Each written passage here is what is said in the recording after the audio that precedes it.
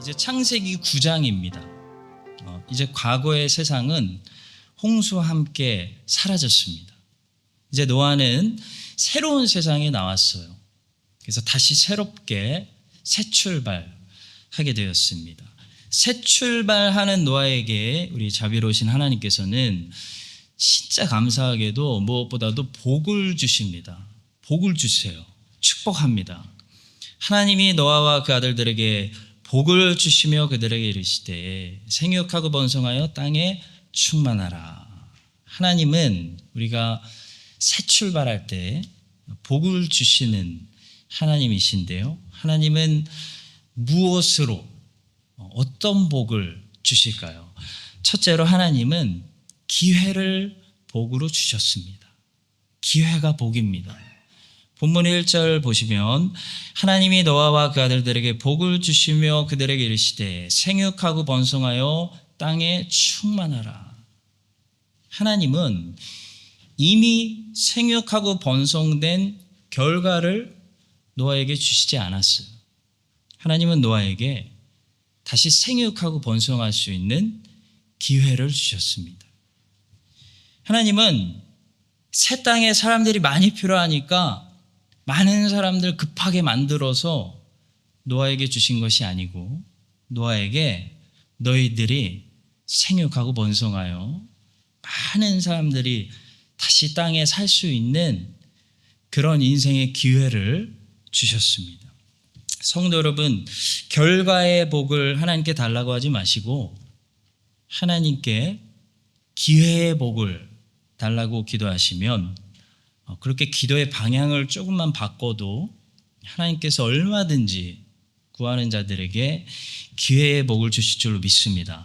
제가 뉴질랜드에 살아보니까 이 사회주의가 아주 강한 이 뉴질랜드와 사회주의를 싫어하는 미국이 어떻게 다른지 좀 알 것 같아요.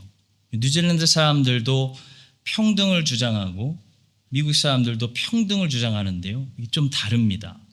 뉴질랜드 사람들이 주장하는 평등은 결과의 평등이고 미국 사람들이 말하는 평등은 기회의 평등이에요. 미국 사람들은 기회는 모두에게 주어져야 하지만 모든 사람이 같은 결과를 가져가는 것을 굉장히 unfair하다고 생각해요. 모든 사람들이 자기가 뿌린 대로 결과를 가져가야 한다고 생각하죠. 그것이 미국 사람들에게 평등한 사회입니다. 근데 사회주의가 강해지면 결과가 모두에게 똑같아야 한다고 생각하게 됩니다. 그래서 부자의 돈을 뺏어서 가난한 사람들에게 나눠줘야 한다고 생각하는데 그걸 어느 정도 하면은 그게 구제 활동이 되지만 그게 지나치면 일하는 사람이나 일하지 않은 사람이나 똑같은 결과를 가져가게 되는 그런 불평등한 사회가 만들어지고 그렇게 남들 놀 때 남들보다 열심히 뿌려도 보상이 없는 사회가 만들어지면 그 다음부터 그 나라는 어떻게 될까요? 아무도 일을 안 하려고 합니다. 전부 공짜로 그냥 밥 먹여달라고 하는 거죠. 그러면 금방 세계 경쟁력에서 뒤떨어지게 되고 똑똑하고 열심히 사는 사람들은 어떻게 되냐면 답답해서 다 떠나요. 그리고 공짜 좋아하고 가만히 앉아서 밥 먹여주기를 좋아하는 사람들만 그런 나라에 남게 되는 거예요. 그러면 그런 나라는 더 이상 강대국을 유지할 수 없게 됩니다. 성도 여러분, 공짜 좋아하지 마십시오. 성경은 과부와 고아들처럼 스스로 도저히 경제활동이 불가능한 가난한 사람들에게 구제하라고 가르치고 있지 사지 멀쩡한 사람들에게 구제활동하라고 가르치고 있지 않습니다. 오히려 게으른 자는 먹지도 말고 먹을 자격도 없다고 말씀하고 있죠. 이 공짜가 당장은 편하고 좋은 것 같은데 공짜로 주는 것은 결국 그 땅의 젊은이들을 죽이는 독이에요. 하나님은 우리에게 결과를 주시는 분이 아닙니다. 하나님은 우리에게 기회를 주시는 분이에요. 하나님이 주시는 기회가 하나님이 주시는 복입니다. 일할 수 있는 몸을 주시고 공부하고 배울 수 있는 시간을 주시고 은사를 개발하고 달란트를 불릴 수 있는 현장을 주시는 것이 하나님이 우리에게 주시는 복이지, 거기 가면 공짜로 준대. 뭐 일하나 안 하나 어차피 똑같으니까 일하지 말자.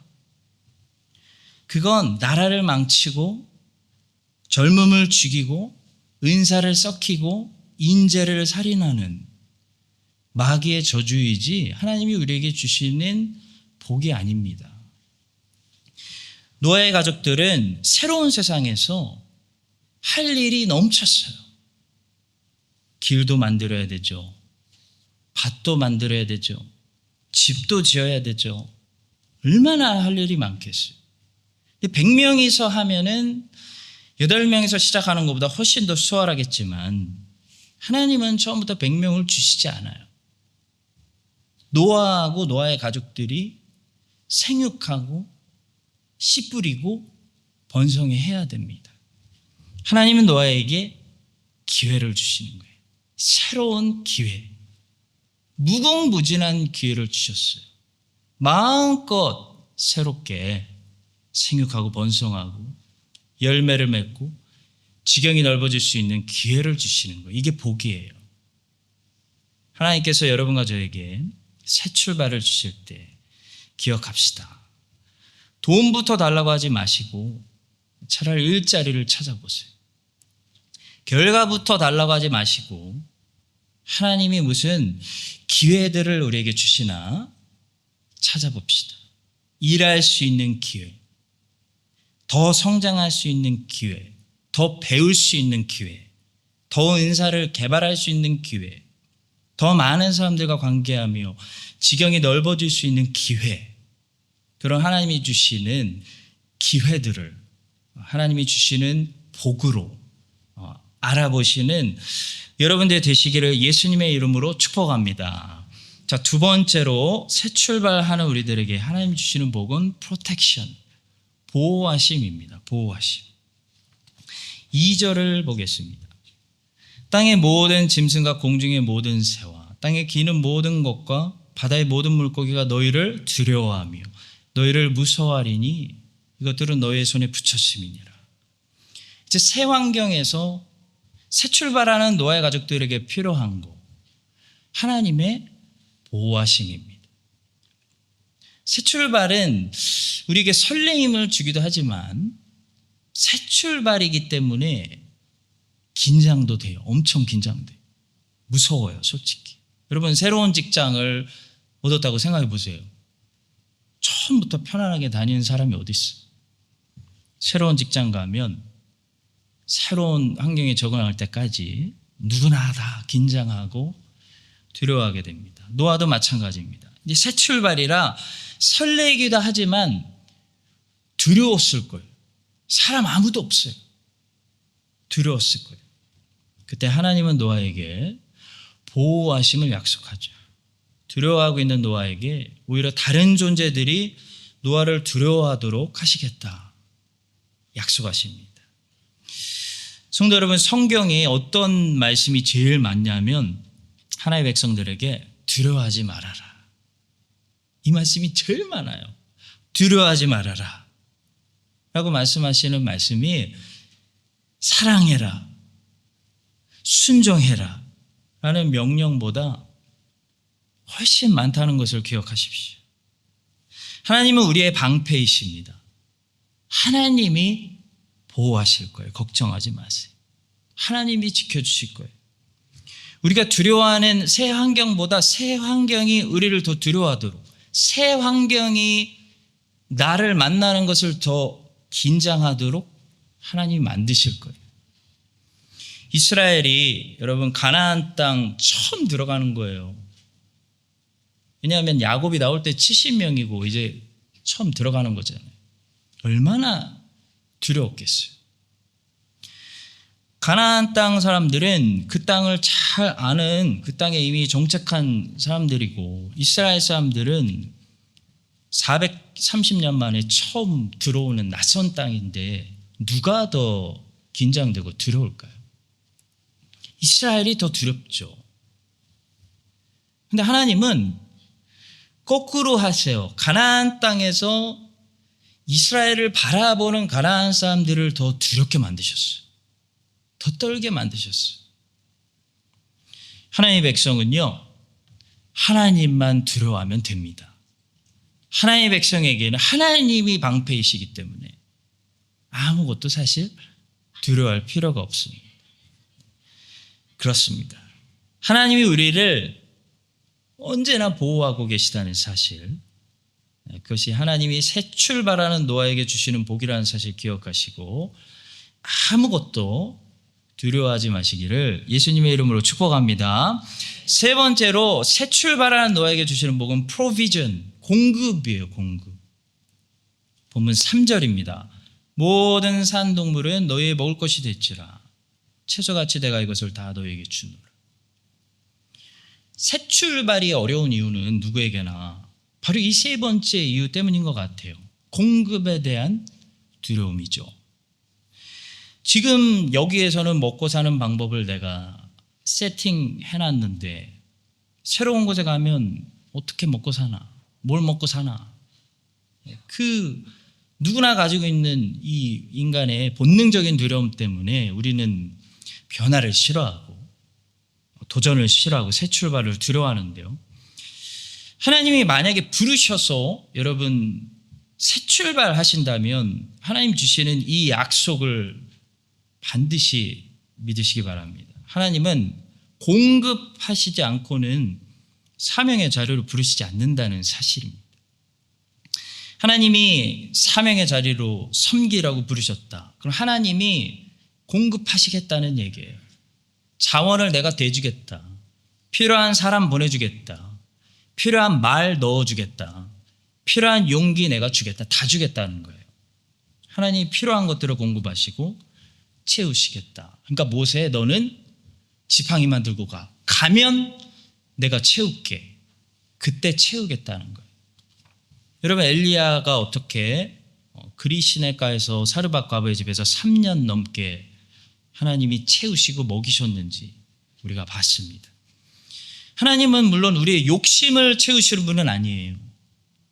하나님은 우리의 필요를, 일용할 필요를 채우시는 분이죠. 하나님께서 처음부터 지금까지 신실하게 우리 몸에 쓸 거, 필요를 채우고 계시다는 사실 우리가 발견하길 바라고요. 오늘 감사하길 바랍니다. 아브라함이 롯을 구출하기 위해서 전쟁을 했잖아요. 전쟁을 승리하고 돌아오면서 큰 돈을 벌 기회가 있었어요. 소돔 왕이 사람만 돌려주고 소돔의 그 엄청난 부한 도시의 재산 네가 다 가져가라 했는데 그거 받았으면 아브라함은 떼부자 되는 거예요. 아브라함이 거절했습니다. 자, 그때 하나님께서 아브라함에게 나타나세요.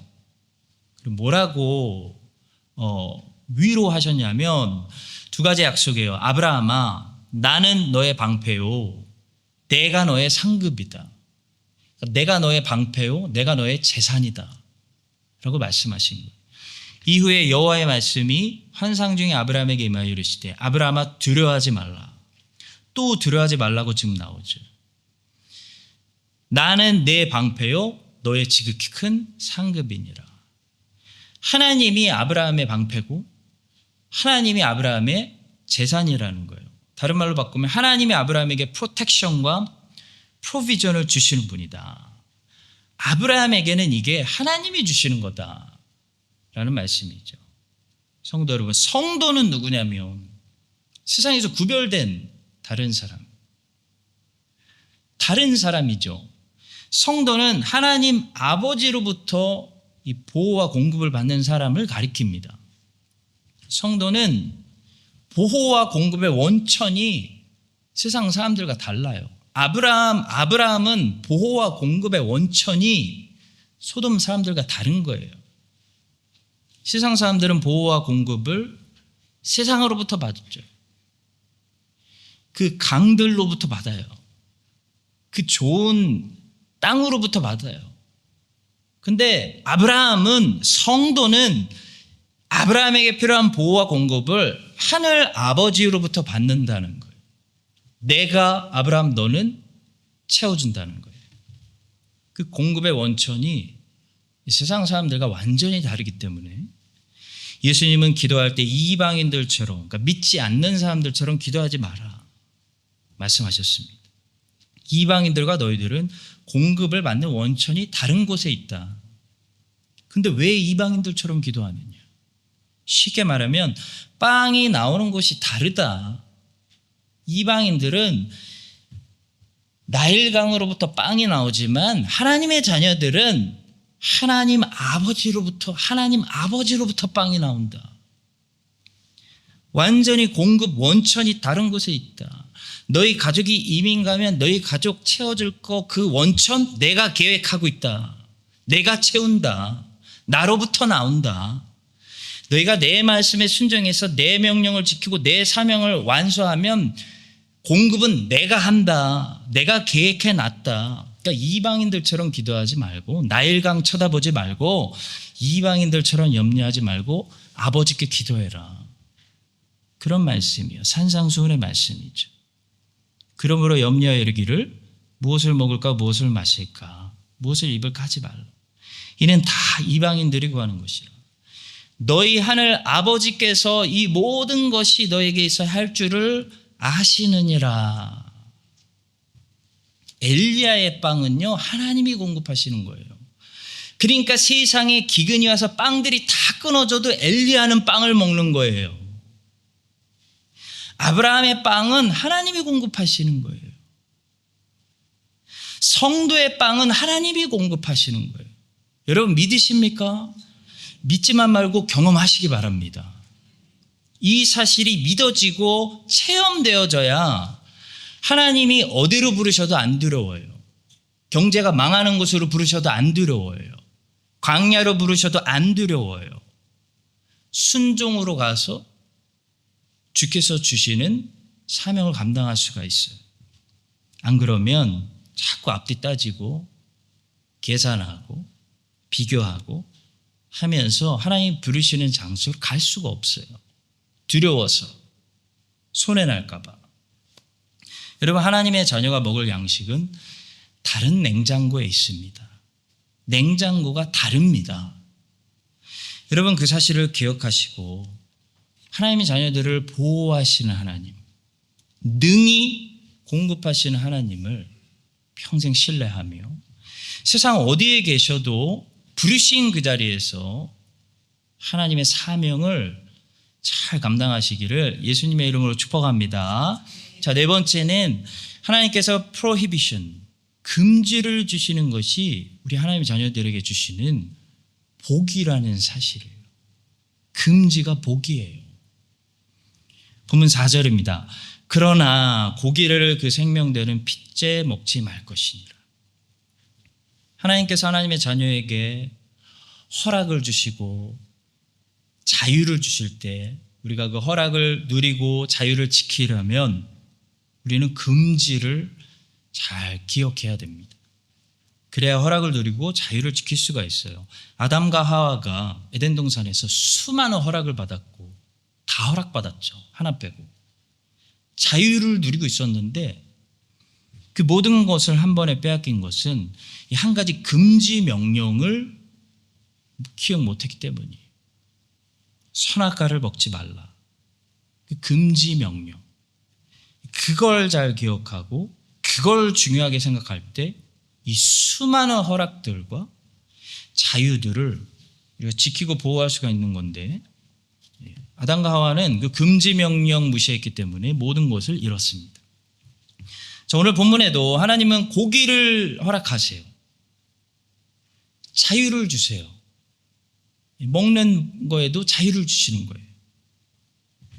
근데 항상 자유를 주실 때는 그 자유가 진정한 자유가 되기 위해서 무엇을 함께 주시냐면 금지를 같이 주세요.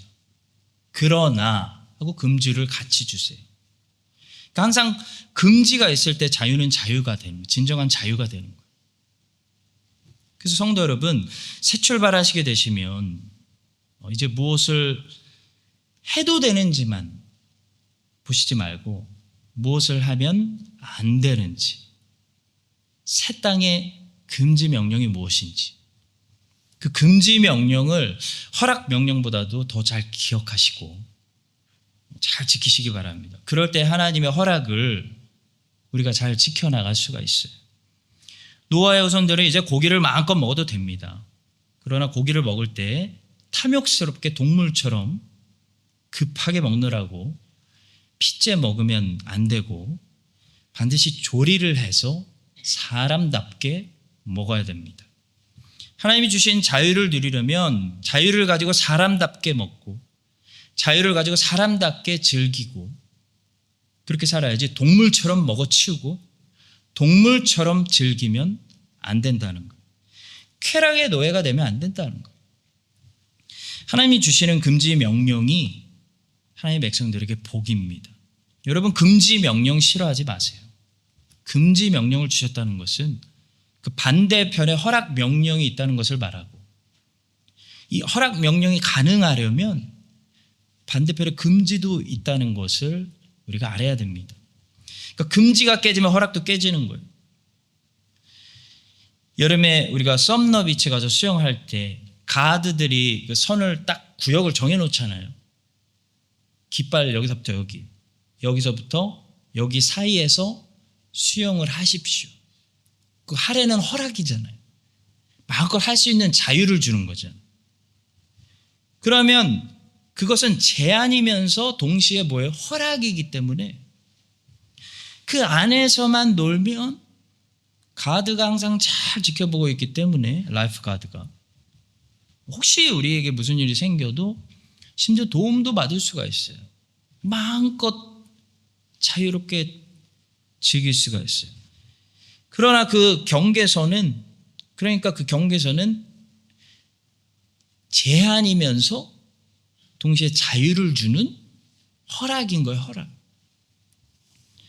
하나님은 처음 시작할 때 아담에게 금지 명령을 주셨고 새 출발하는 노아에게 금지 명령을 주셨고 새 피조물이 된 그리스도인들에게도 금지 명령들을 주셨습니다. 금지 명령들을 주셨기 때문에 우리에게 자유가 있는 거예요. 마음껏 하나님을 섬기고 즐길 수 있는 자유. 여러분과 제가 금지 명령들을 싫어하지 말고 금지 명령들을 이 세상이 자유를 빼앗기고 노예가 되는 것은 금지 명령들을 무시해서 그래요. 이 금지 명령들을 잘 지켜서 진정한 자유를 그 안에서 누리고 금지를 주시는 하나님께 감사하며 그래서 하나님이 주시는 복으로 항상 누리시기를 예수님의 이름으로 축복합니다. 자, 마지막으로 새 출발하는 노아에게 하나님 주시는 복은 악에 대한 형벌이에요. 악에 대한 형벌이 의리를 지켜주는 의인들, 하나님의 자녀가 된 의인들을 지켜주는 엄청난 복이에요. 이게 빼앗겨 봐야 알아요. 이게 복이었구나. 악에게 공의의 심판으로 형벌을 내려주는 것이 하나님이 주시는 복입니다. 여러분, 악이 판을 치는데도 그냥 놔두는 것이 저주예요. 저주.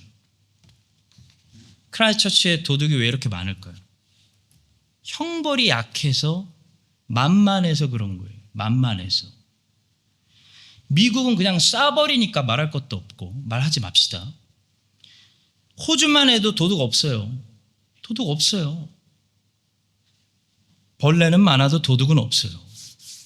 왜 경찰이 안 봐줘요? 그 자리에서 수갑 채워서 잡아가고 전기 충격기로 때려버리죠. 까불면 300불, 400불, 500불 그 자리에서 그냥 벌금 때려버리기 때문에 이렇게 뻔뻔하게 만만하게 보고 도둑질하고 범죄하지 않습니다. 여러분, 사회주의가 강한 나라일수록 사형제도가 없어지는데요. 오늘 본문에 보시면 하나님께서 사형제도를 제정하세요. 5절과 6절을 보시기 바랍니다. 내가 반드시 너희의 피이고 너희의 생명의 피를 찾으리니 짐승이면 그 짐승에게서 사람이나 사람의 형제면 그에게서 그 생명을 찾으리라. 다른 사람의 피를 흘리면 그 사람의 피도 흘릴 것이니 이는 하나님이 자기 형상대로 사람을 지으셨음이니라. 살인한 사람은 살려두지 말고 사형시키라는 것이 하나님 말씀입니다. 여러분, 사형은 살인이 아닙니다. 오해하지 마세요. 하나님은 지금 살인하라고 명령하시는 것이 아니라 사형하라고 명령하시는 것입니다. 사형은 정의의 실현입니다. 하나님은 아무나 사형하라는 것이 아니고요. 당연히 누굴 사형하라고 하시는 거냐면 살인한 사람 사형시키라는 거예요. 그래서 정의를 지키라는 거예요. 다윗 시대 때 좋은 예가 나왔죠. 다윗 시대 때 하나님이 진노했어요. 그래서 이스라엘의 비를 3년 동안 멈췄어요. 그 이유는 기브온 사람들을 살육했던 사울 집안의 죄를 그냥 간과하고 그 살인자들을 사형시키지 않았기 때문이에요. 그래서 하나님은 정의가 실현될 때까지 이스라엘의 비를 끊으셨습니다. 사무엘하 21장 1절이죠. 다윗의 시대에 해를 거듭하여 3년 기근이 있으므로 다윗이 여호와 앞에 간구하며 여호와께서 이르시되 이는 사울과 피를 흘린 그의 집으로 말미암음이니 그가 기브온 사람을 죽였음이니라 하시니라. 살인자들이 사람 죽여놓고 아무 처형당하지 않고 버젓이 살아가는 사회, 하나님이 진노하셨다가 다윗이 그들을 사형시켰을 때 하나님께서 진노를 푸시고 다시 은혜의 비를 이스라엘에 내리세요. 자손 7사람을 우리에게 내주소서. 여호와께서 택하신 사울의 골 기브아에서 우리가 그들을 여호와 앞에서 목매어 달겠나이다. 왕이 이르되 내가 내주리라 하니라. 사울과 그의 아들 요나단의 뼈와 함께 베냐민 땅 셀라에서 그의 아버지 기스의 묘에 장사하되 모두 왕의 명령을 따라 행하니라. 그 후에 하나님이 그 땅을 위한 기도를 들으시도다. 악에 대한 심판, 죄를 향한 하나님의 형벌이 의인들에게는, 하나님의 자녀들에게는 복입니다. 형벌이 강한 사회에 살 수 있는 것이 하나님이 우리에게 주시는 복이에요. 복. 형벌이 강한 나라에 살면 의인들이 보호를 받고, 형벌이 약한 나라에 살면 악인들이 보호를 받습니다. 형벌이 너무 약해서 도둑놈들이 도둑질을 너무 쉽게 생각해서 경찰이 도둑을 잡지도 못하고 물건을 뻔뻔스럽게 들고 나가는데도 그냥 보고만 있어야 되고 당해야 되는 그런 답답한 나라에 하나님이 어떻게 복을 내리실 수 있겠어요? 사랑하는 성도 여러분, 형벌이 강한 것이 나쁜 게 아니에요. 의인들에게는 하나님 주신 복이에요. 우리가 정치인들이 아니기 때문에 이런 걸 당장 바꿀 수는 없지만 우리 기독교인들이 이런 바른 성경적인 가치관을 가지고 있어야 인본주의자들과 사회주의자들이 말도 안 되는 법들을 통과시켜서 우리의 사회를 망가뜨릴 때 그걸 막을 수가 있고, 기독교인들 무서워가지고 교회 무서워가지고 그런 법들이 쉽게 통과가 안 되는 것이지, 기독교인들이 무지하고 기독교인들이 무조건 사형 반대하고 나쁜 건 줄 알고 그건 사랑이 아니다 이런 소리 하고, 정의가 없는 잘못된 사랑을 사랑이라고 생각하고 그런 비성경적인 생각들을 기독교인들이 먼저 가지고 있으면 이제 대한민국도 뉴질랜드처럼 의인들이 악인들에게 계속 당하는 그런 사회가 만들어지는 거예요. 법이 악인들 편을 들어주는 그런 사회는 망하는 사회예요. 하나님이 저주하시는 멸망의 나라가 되는 것입니다.